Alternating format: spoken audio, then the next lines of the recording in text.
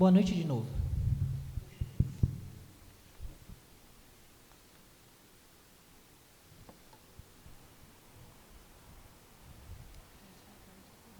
Natal, uma data especial.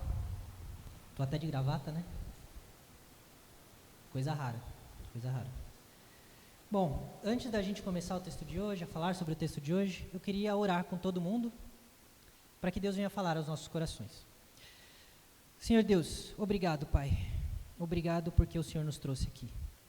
Obrigado pelo privilégio, pelo sustento, pela oportunidade de estarmos junto de Ti mais um ano, comemorando essa data tão especial, Pai.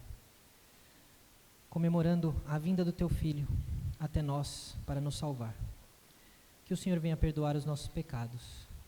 Perdoa, Senhor, até mesmo aqueles pecados que nós sequer notamos que temos praticado, Pai.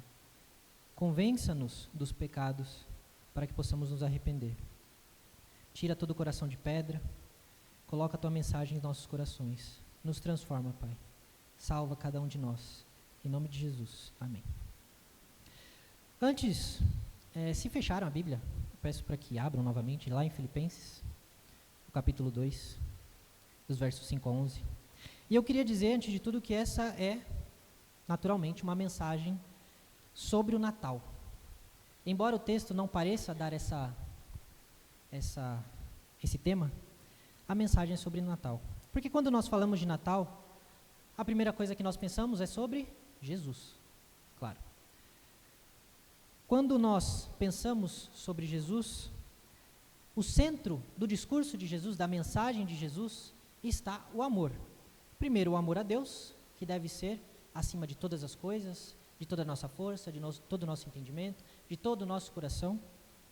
Mas também o amor ao próximo, assim como nós amamos a nós mesmos.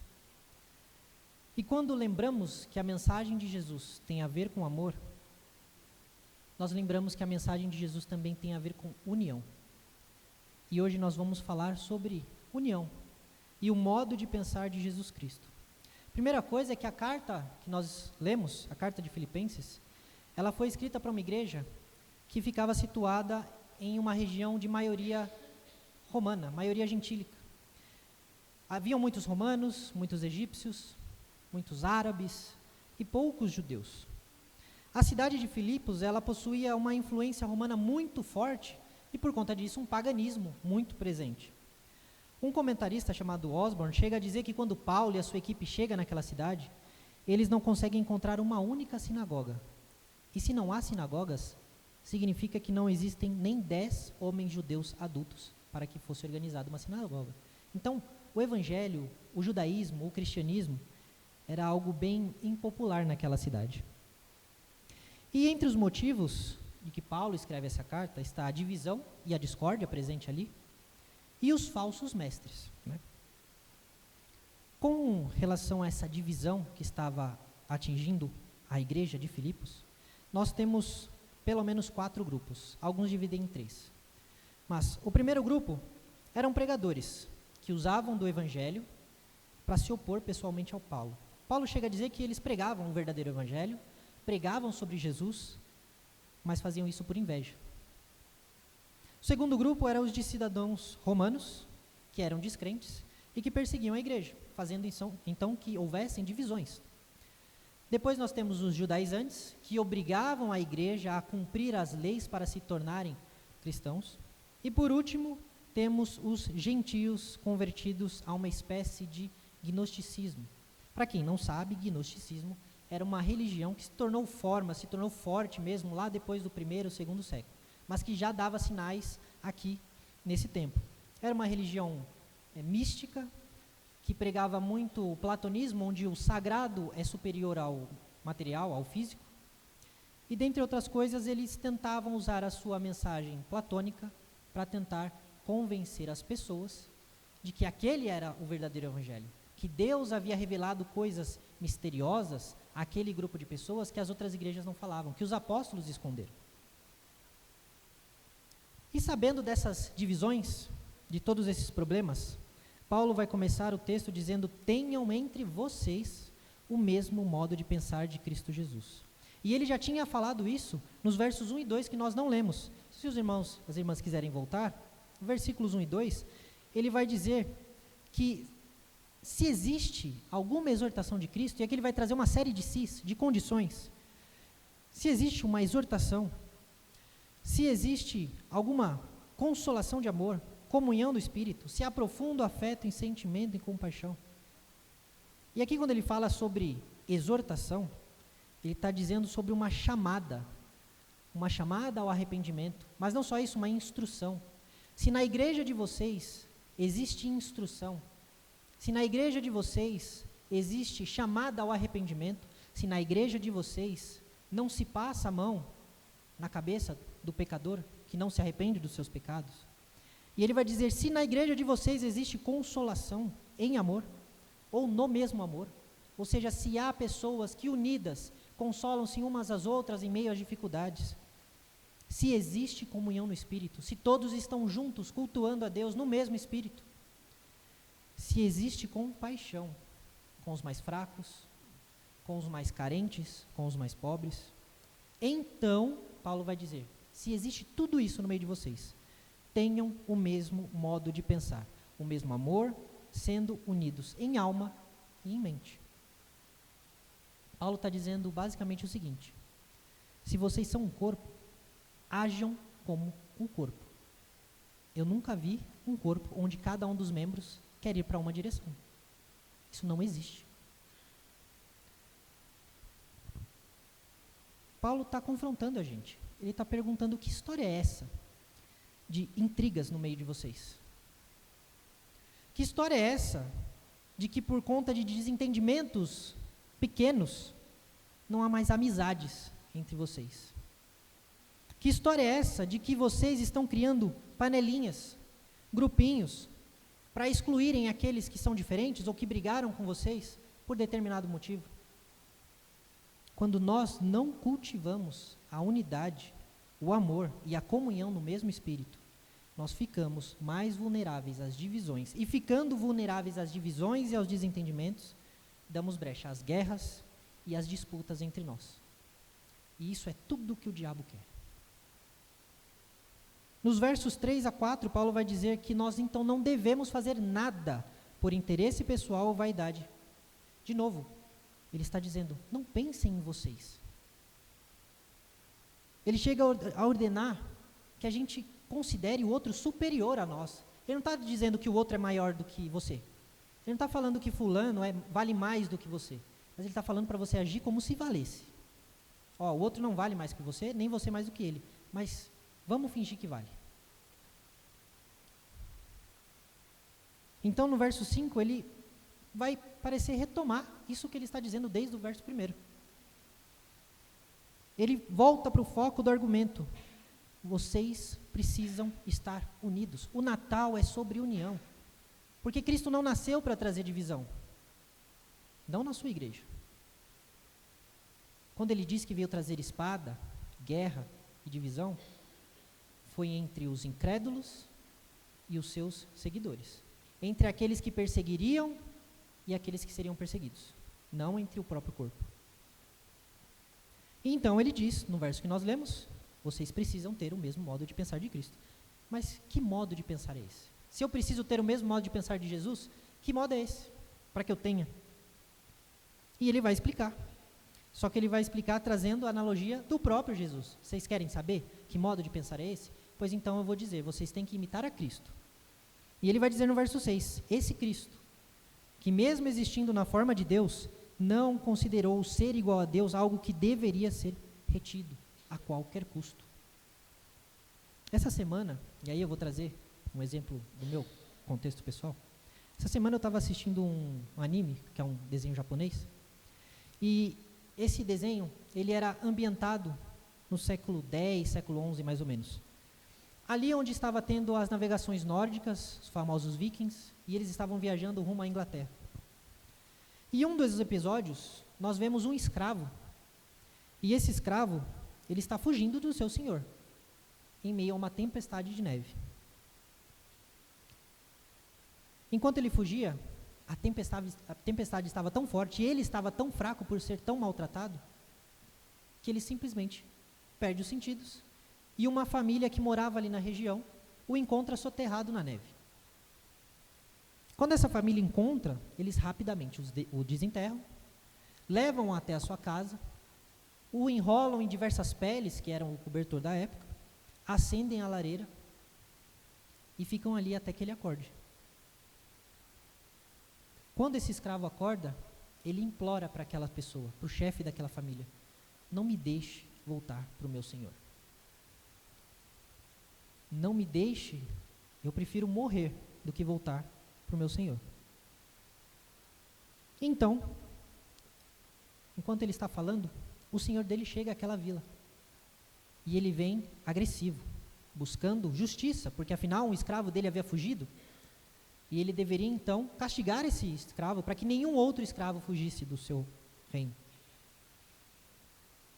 Então, quando ele chega naquela casa, junto com os seus ajudantes, talvez, o homem daquela casa que acolheu aquele escravo, ele pergunta: quanto você pagou por esse escravo? Eu dou o dobro. O dono do escravo fala: não, ele precisa ser punido. A nossa lei diz que ele precisa morrer, porque ele fugiu. E ele me pertence. E então, o dono daquela casa, ele oferece 2 ovelhas novas pelo escravo. Vendo que ele ainda recusava, ele oferece 4 ovelhas novas. Vendo que ele ainda se recusa, ele oferece o dobro, 8 ovelhas novas por um escravo, à beira da morte. Então, sem entender, aquele senhor do escravo aceita os termos e vai embora. Logo em seguida, o escravo morre e é enterrado por aquela família. Por que eu estou contando esse exemplo? Jesus, Deus, aquele que é chamado de Deus eterno, imortal, Criador dos céus e da terra, aquele que por meio dele todas as coisas foram feitas, esse mesmo Deus todo-poderoso, ao ver o nosso estado de pessoas escravas do pecado, mas não só escravos do pecado, criminosos, porque o pecador é um criminoso diante de Deus. Pessoas que quebravam as leis, pessoas que dia após dia ofendiam a Deus com o seu modo de vida, com a sua existência. Esse mesmo Deus, vendo tudo isso, não exigiu justiça. Muito pelo contrário. Ele pagou muito mais do que valiam aquelas pessoas. Jesus, ele poderia ter permanecido na sua glória. Ele poderia ter permanecido ao lado do Pai sem nunca ter aberto mão da sua glória, do seu trono, da sua majestade.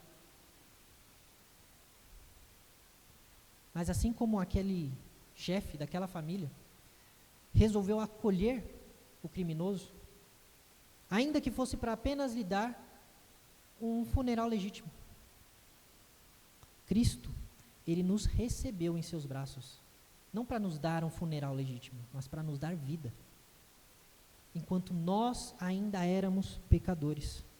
Ele nos recebeu no seu lar, na sua casa, nos tirou do frio da morte, nos livrou do tirano, nos tirou da noite e do diabo, que nos acusava dia e noite, querendo a nossa cabeça.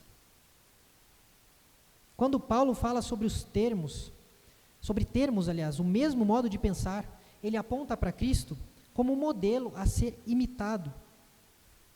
Ele aponta para Cristo para que a gente perceba: olha, você não tem que ser igual a você.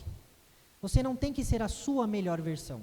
Você não tem que ser o Caio 2.0. Você tem que ser igual a Cristo.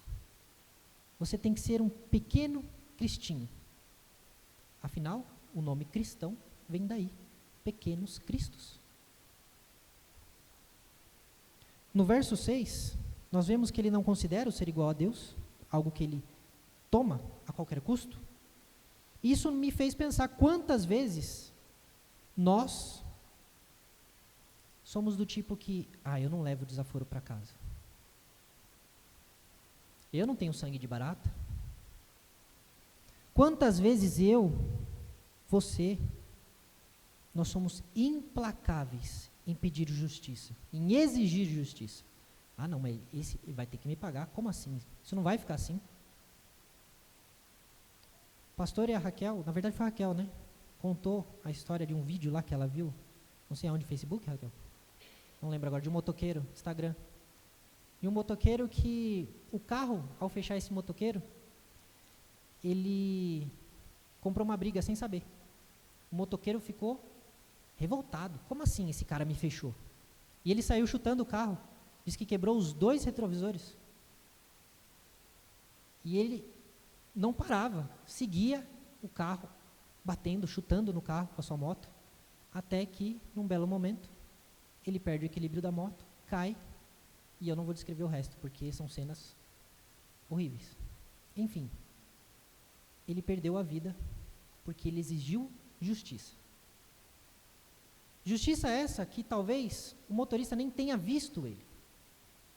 O motorista nem se tocou do mal que tinha feito. E o homem perdeu a sua vida por conta de besteira. Outro exemplo que nós temos recente, e esse para nossa vergonha, é o da família Valadão. Não sei se todos estão sabendo, já há um tempo, os irmãos estão brigando por conta do nome da igreja. Em quem tem o direito legal de usar o nome Lagoinha. Irmãos, não só de sangue, mas irmãos na fé, brigando para ver quem tem o direito de usar o nome da denominação.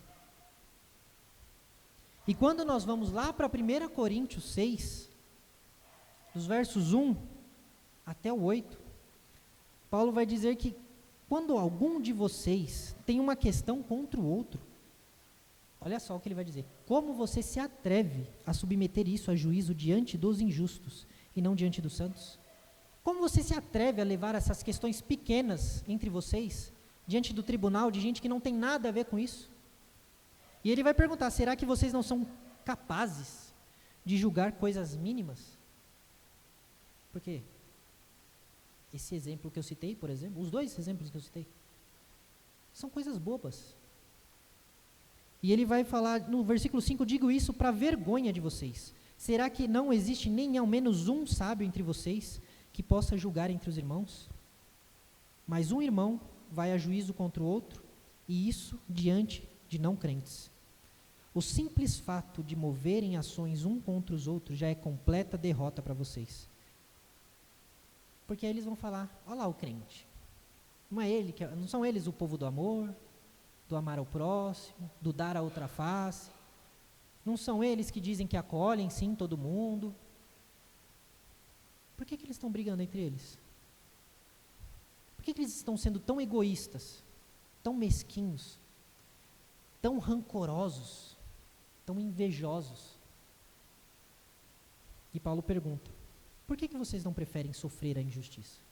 Porque às vezes a sua defesa é legítima.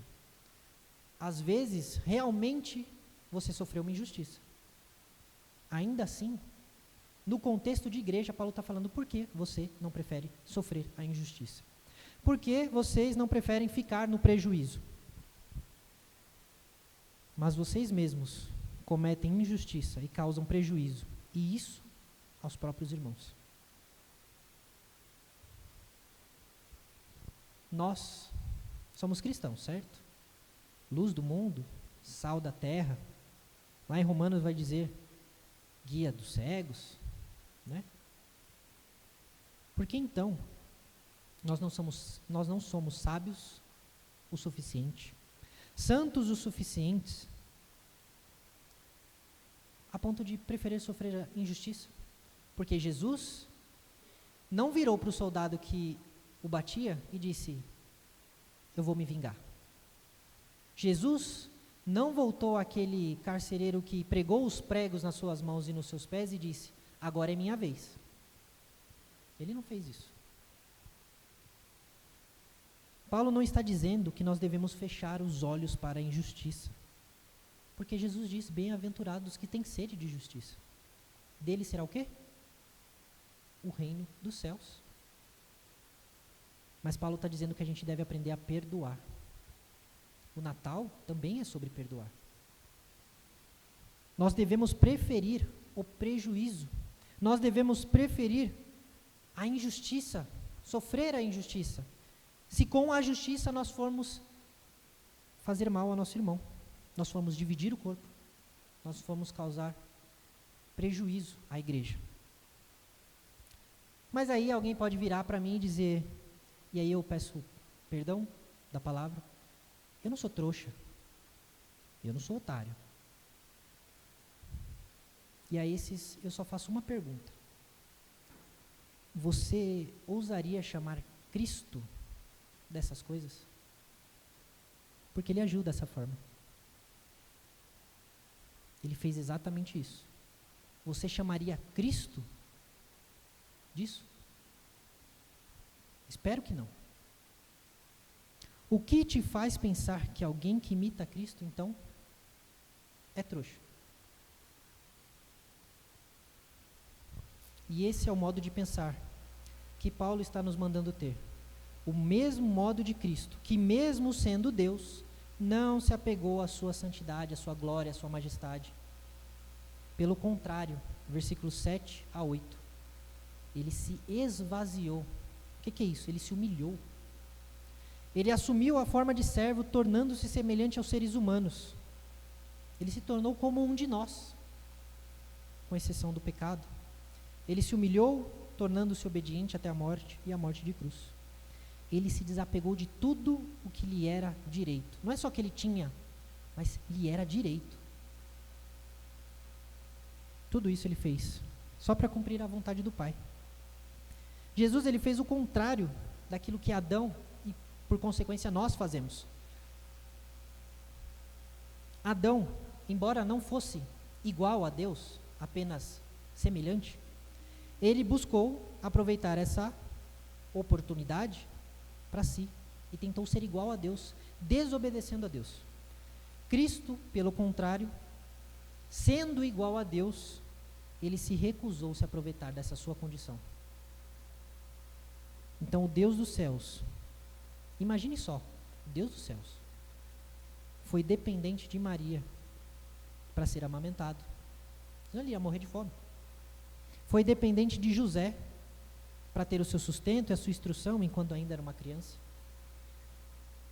Ele teve de ser vestido, ele teve de ser limpo, ele teve de ser lavado, ensinado. E caso ele tenha se machucado, ele teve de ser tratado. Às vezes a gente não para pensar nessas coisas. Jesus está tão longe, está há mais de 2000 anos atrás, e a gente não para pensar quão grandioso é isso. Deus eterno, a pessoa que formou os 12 apóstolos, lavou o pé desses 12. Ele não apenas se humilhou em vida, como ele se humilhou até a morte, sendo obediente até o fim. E aí eu pergunto aos pais, qual é a sua reação quando um filho seu levanta a voz contra você, ou lhe falta com respeito? Alguns só de imaginar isso, o sangue já sobe, né? A bochecha já fica rosada. Mas foi isso que nós fizemos com Cristo. Qual de vocês, aliás, qual a reação de vocês quando algum filho de vocês levanta a mão contra vocês? Espero que ninguém tenha passado por isso. Mas qual seria a reação de vocês? Na cruz foi isso que fizeram. Mesmo assim, ele suportou tudo isso para um único propósito, um propósito que era maior do que todas as coisas: a sua unidade com o Pai, a sua obediência para com Deus Pai. E novamente, o comentarista, ele afirma que Cristo, ele foi tentado no deserto a capturar essa glória que era dele, para ele.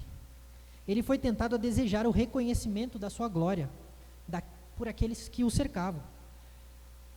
Ele tinha sim a glória divina, ele merecia o reconhecimento por ser Deus, mas ele recusou esse reconhecimento enquanto estava aqui. Não foi uma vez só que ele disse para aqueles que ele curou: não diga nada a ninguém. Mesmo Cristo sendo de fato Deus, de verdadeiro Deus, como diz uma de nossas confissões, mesmo ele sabendo disso, ele se recusou a explorar a sua glória para tirar vantagem, para ganho próprio. A gente, quando pensa, o que você faria se tivesse superpoderes? Ah, meu amigo, dependendo do poder, sei nem se eu continuaria cristão, não é mesmo? Tem gente que pensa as maiores atrocidades. Ah, se eu pudesse isso, se eu pudesse aquilo. Cristo poderia todas as coisas e não tirou proveito de nenhuma delas. E é dessa forma que nós devemos agir, não apenas em vida, mas até a morte. E, se preciso, morte de cruz também. Mas, claro, o nosso texto ele não termina só com a parte difícil. Pois o exemplo de Cristo não se resume à morte. Ele vai dizer dos versos 9 a 11, qual foi a recompensa de Cristo ao ser obediente. Paulo ele vai destacar o resultado dessa obediência e desse modo de agir, dizendo que por causa disso que Cristo fez, o nome dele, ou seja, a pessoa dele, a pessoa, Jesus, Cristo, o homem, o Deus, ele está acima de todos os outros. E ele se faz Senhor de todos, tanto no céu, quanto na terra, quanto debaixo da terra. E é por causa disso que um dia todo joelho se dobrará, toda língua confessará que Jesus Cristo é o Senhor. Alguns vão confessar e vão se dobrar em gratidão a Deus. Alguns terão lágrimas de alegria. Outros vão se dobrar e vão confessar que Cristo é o Senhor com amargura, com raiva e com angústia, porque uma vida inteira eles foram contra esse Criador e agora esse Criador se mostrou implacável contra eles.